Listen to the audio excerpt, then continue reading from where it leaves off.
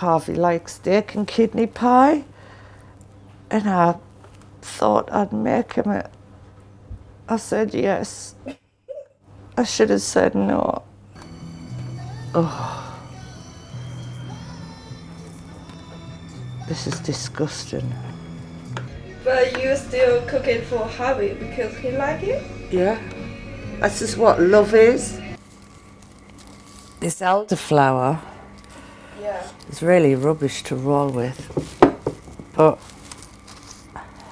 yeah. Again, that is love. this is love. Another demonstration of my devotion.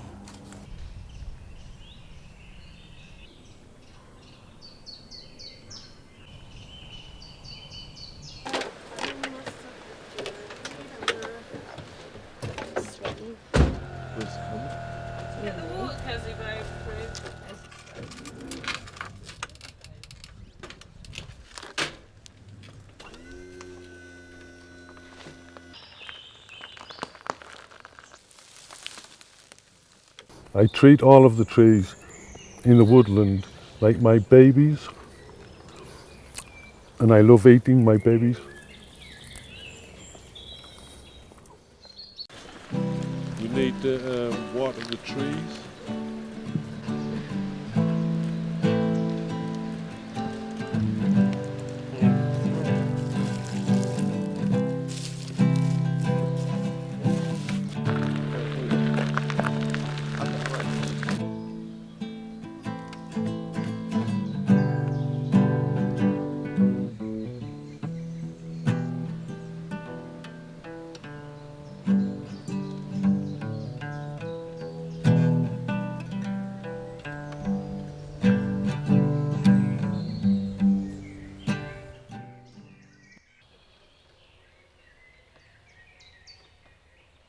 Well, I've always enjoyed nature from early childhood, really, when my parents used to take us out in the countryside.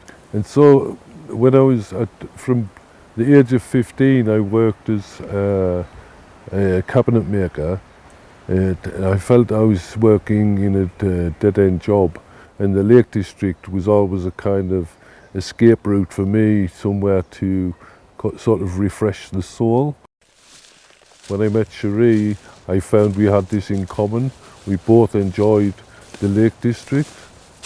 So one day in 1984, when we were camping up in the Lake District at a place called Keswick, I lost control of the car on an icy road. Cherie was a passenger in the car, and the car turned over and over, ended up being paralysed and needing a wheelchair. And so after the accident, Cherie became my carer for around about a year, and we moved into a house together, and we decided that we wanted to get married. So this is called a possum, and when Harvey needs something, he's got this button here, so he presses this and it'll go through all the different things that he can choose. So let's say he wants to call me,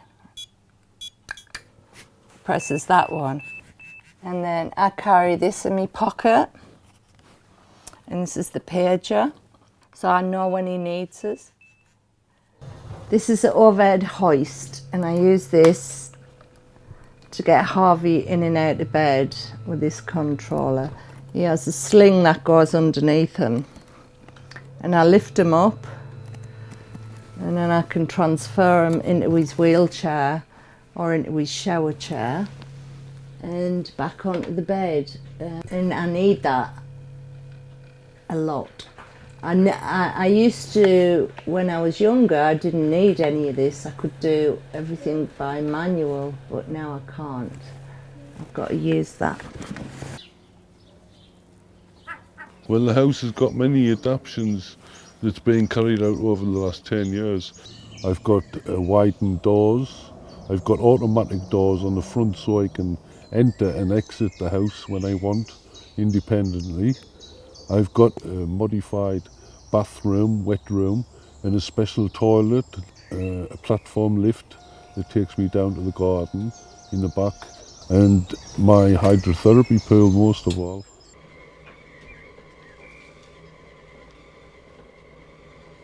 When I first moved in here, this was 25 years ago, the landlord, he said, no problem, you can stay here as long as you like. So I felt quite secure, which I have done for 25 years. Fortunately, the landlord died. Next thing, the son and the daughter inherit the property. And they say, first of all, you're fine, everything's safe, no problem. Within 2 years, we get an eviction notice. In fact, I'm quite terrified, to be honest.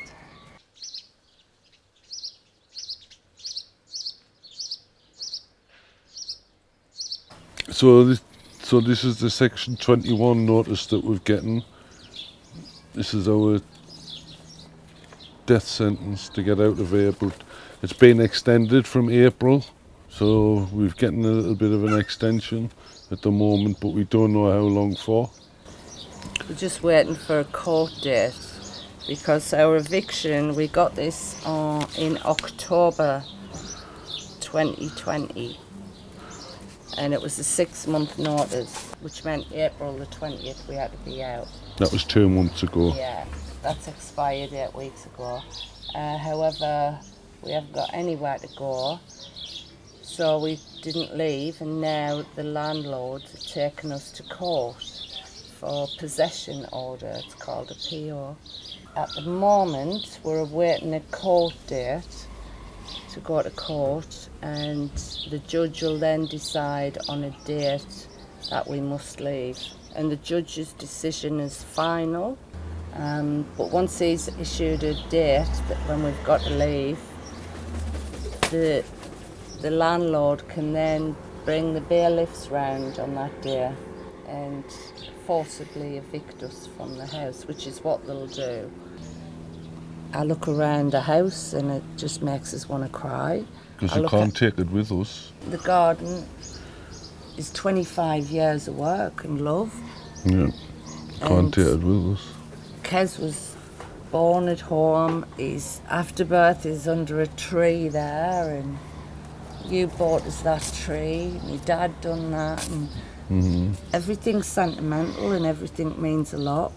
So it's really hard to wake up every day knowing that somebody can take that away from us easily. And I think the ideal solution would be if somebody could purchase the house with us being sitting tenants, so we don't have to move out.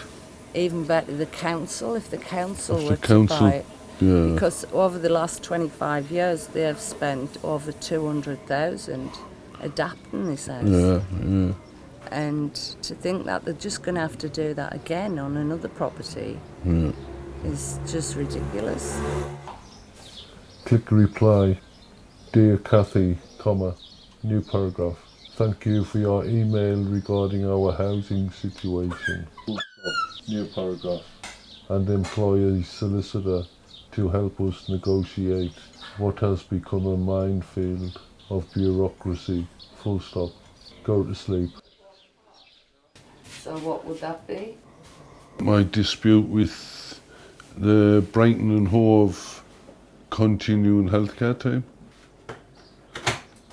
I'm trying to complain to stop the decision, to appeal against the decision, because instead of employing my partner, they want me to employ a stranger to come in the house during the night to help me. Yeah, that's... I don't want that. We don't want that. Everything seems to be coming at the same time. Just more and more stress piling on top and on top. Well, they say my insurance is void if the carers haven't got mandatory training certificates, but they've never asked this of my wife, so it's kind of... do they offer the mandatory training to the... Yeah, they organise the mandatory training for the other carers.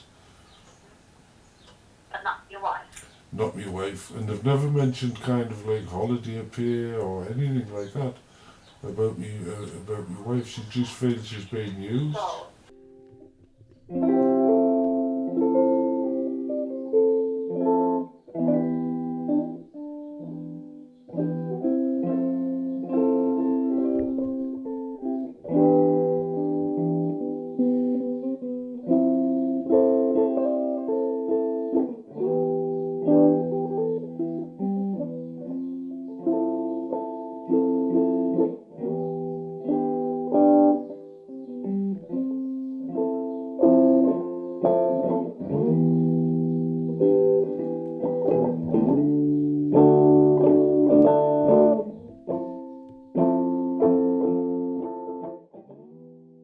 Now the government will pay Harvey's carers up to £1,500 a week, but they'll pay me £70 a week because I'm his wife, which he won the fight in the NHS have given me the same entitlement as they have all the other carers recently.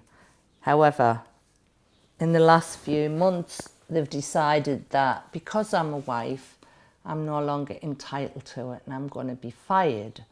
So Harvey's got a fight at the minute with the NHS. He's even got a solicitor involved to stop them firing us because I'm also dependent upon that wage to pay the rent, pay the gas, pay the electric. But I'm going to lose my job as Harvey's carer on the grounds of I'm his wife. So I can work for a next door neighbour as a carer because I've got 35 years of experience, and that next door neighbour is quite entitled to pay me the full salary. But my own husband isn't. They've brought this law out because they say they're trying to protect the disabled person so that they don't get what's the word? Like manipulated by the family or exploited, which I can understand that argument as well. However, it really is unjust and unfair, and I'm facing losing this one and only job that I've had for 35 years and losing my salary as a consequence. So unfortunately, I've always had to get a solicitor involved to see if we can fight again another battle, the same battle that we had years ago, to keep me as his carer. And it just feels like we're forever fighting rather than living, and we're forever trying to scrape our way by and feel like when I'm doing a care from the heart with love is deemed valueless.